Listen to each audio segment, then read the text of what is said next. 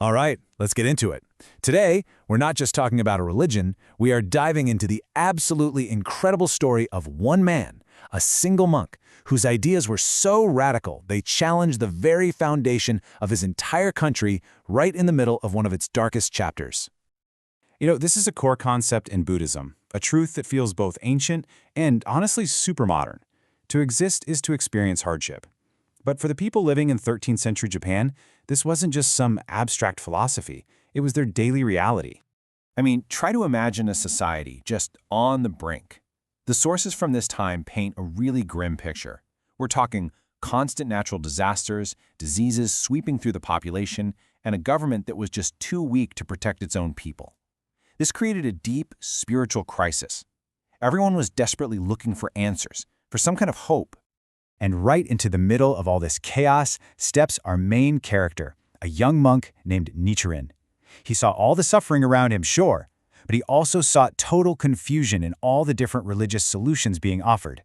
He was driven by this powerful need to find one clear, true path through all the turmoil. And this was the one question that set him on his entire life's journey. He looked around and basically asked, wait a minute, if the path the Buddha taught is supposed to be the one true path, why are there so many different schools of Buddhism all fighting with each other, saying they're the right one? It just didn't add up, and he became determined to figure it out. And this wasn't just some casual question he had. This became a 20-year obsession.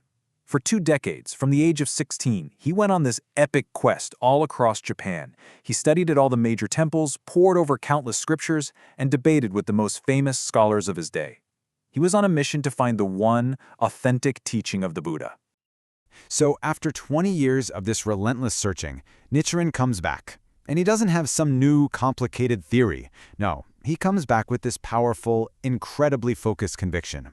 He believed he had found it, the single, supreme teaching that unified all of Buddhism. And that teaching, he said, was the Lotus Sutra. Now for Nichiren, this wasn't just another book on the shelf. This was it, the final, ultimate expression of the Buddha's wisdom. He believed it held the key to enlightenment for everybody, not just for monks in some remote monastery, but for regular people living in this chaotic world right here and right now. And he distilled the entire essence of this profound, complex scripture into one single powerful practice, a chant. So let's take a quick look at what this actually means. See, this chant, Namu Myoho Renge Kyo, it isn't just saying some magic words, it's a full-on declaration.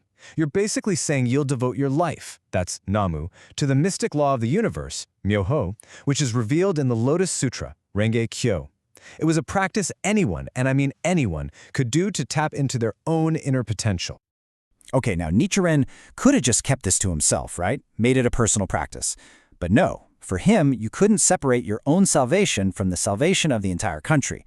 He was convinced that his discovery was the only thing that could save Japan, and he was not afraid to say it, loud and clear, to anyone who would listen. This phrase right here, this was his whole mission statement. It's actually the title of his most famous piece of writing.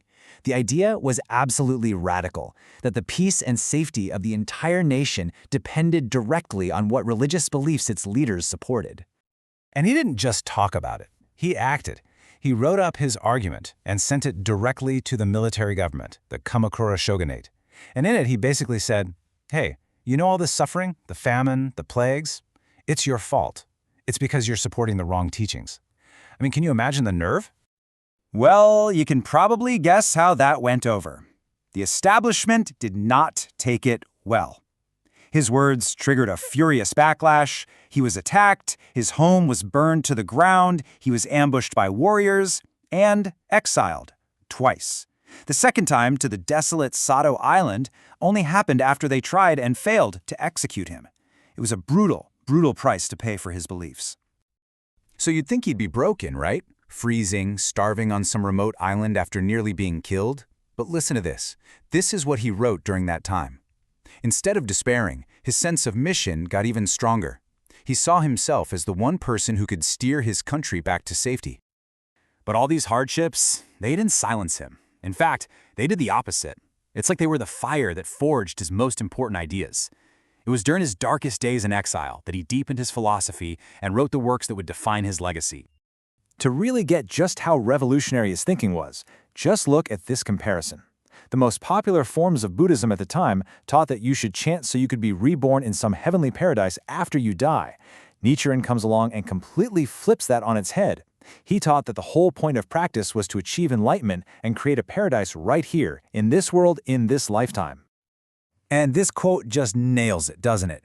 His whole philosophy was about empowerment and engaging with the world, not escaping from it. The goal wasn't to run away from a suffering world, but to roll up your sleeves and transform it from the inside out. And this really brings us to the ultimate takeaway from his life. For Nichiren, there's just no such thing as being truly happy all by yourself while the world around you is suffering. Your own security, your own enlightenment, is fundamentally tied to working for the peace and happiness of everyone else. And that leaves us with a pretty challenging thought, doesn't it? Here we are, 800 years later, in our own chaotic world. What does it mean to believe that our individual peace is impossible without global peace? It's a question a 13th century monk asked his nation, and wow, it's one that still hits home today.